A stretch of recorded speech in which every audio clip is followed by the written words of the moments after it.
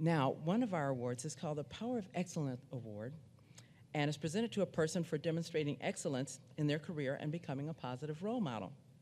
Today, we are excited to present this award to an educator who inspires students every day. As the orchestra director and chairperson of the music department, she led the Fox Chapel Area High School to become the first public school music department recognized as an exemplary program by the Middle States Accreditation Committee. She's received numerous awards for her teaching, and in 2015 was named Pennsylvania Teacher of the Year.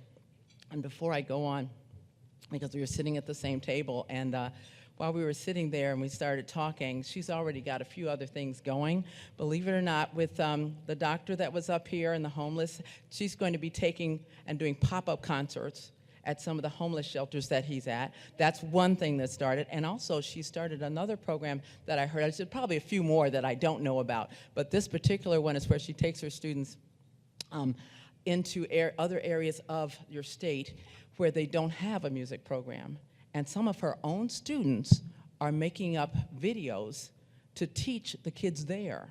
So they've got a thing going. I mean, it's not just with her, it's intergenerational. So she is promoting music which unifies people, pulls people together, and when you learn a musical instrument, you know that it's been proven scientifically that you develop neural pathways that you don't normally develop in your brain. So, I mean, expanding on this, so, I mean, it is certainly my pleasure to honor Miss Mairi Cooper with the Power of Excellence Award. She is being escorted by one of her orchestra students, Carson Scholar, Gwendolyn Davison.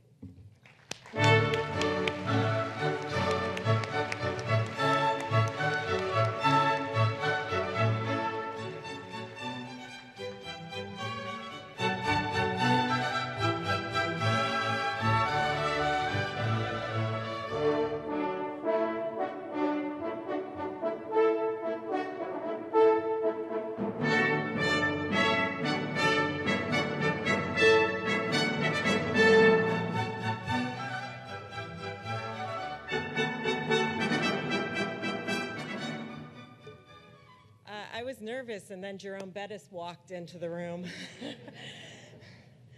I am so honored and truly humbled to be honored by such a remarkable organization, and feel blessed to be here with all of the scholars in the room today. As you entered, I could feel the room begin to vibrate with the sheer energy of all of your hearts and minds. It is you that inspire me. Thank you, Dr. Ben Carson, Mrs. Carson, and the Carson Scholars Foundation for placing such a high value on education, and for encouraging kids to dream, and then for giving them the resources to achieve those dreams. I never intended on becoming a high school teacher, I promise you. From an early age, I spent my spare time playing the violin. Bravo. There was no strings program in my school district, so my parents drove me an hour each way to weekly lessons.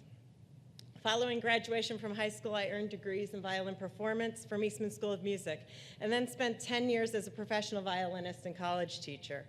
When Fox Chapel Area School District hired me a week before classes began to teach music and oversee the orchestra program, I had just finished the coursework for my doctorate and needed to cover my rent. My trajectory was clear.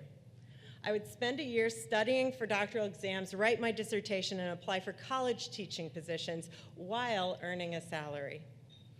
That plan changed on a single day during my third week at Fox Chapel.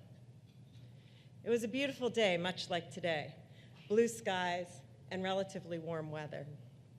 My day began, as usual, listening to WQED and planning my orchestra rehearsal. Suddenly, the classical music was interrupted by a news flash that a plane had hit the World Trade Center. As I tried to comprehend this, the second plane hit. At Fox Chapel, the music wing became a home to students that day as they waited for parents to pick them up, and they began to process the new world in front of them.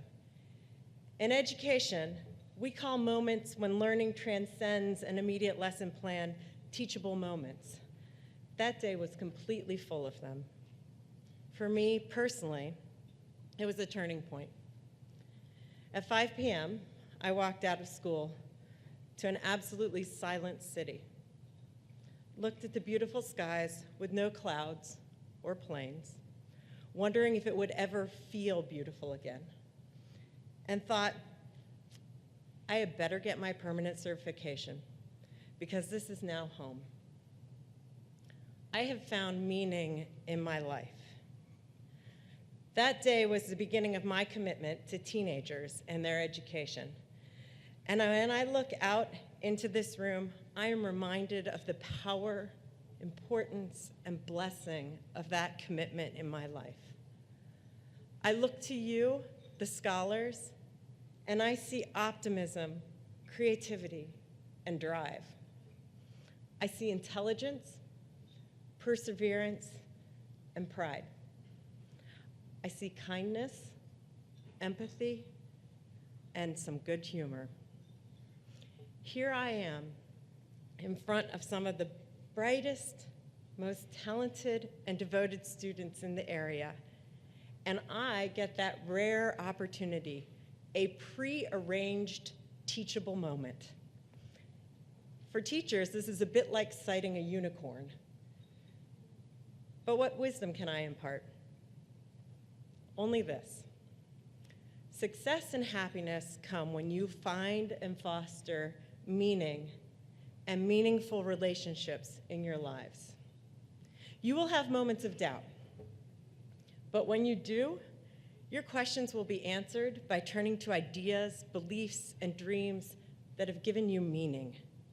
You will falter, but when you do, you will be lifted up by colleagues, friends, and family members whose relationships have given you meaning.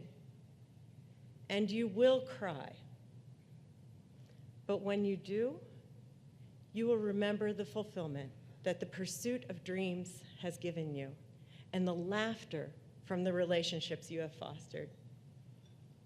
As I look to all of you, I see my own students, Gwen and her peers, reflected in your being. Many people believe that teachers are the ones to inspire, but really, we are simply reflecting the energy, inquisitiveness, and beauty of our students. My students have given me optimism when I am doubtful, encouragement when I am faltering, and they guarantee me a good old belly laugh on any moment's notice. They have taught me as much as I have taught them. They have given me meaning, as each of you has given your teachers meaning. So celebrate today, for this is an important and joyous step in your journey, and I can't wait to see where you all land. Thank you again for honoring me with this and for sharing this incredible day with me.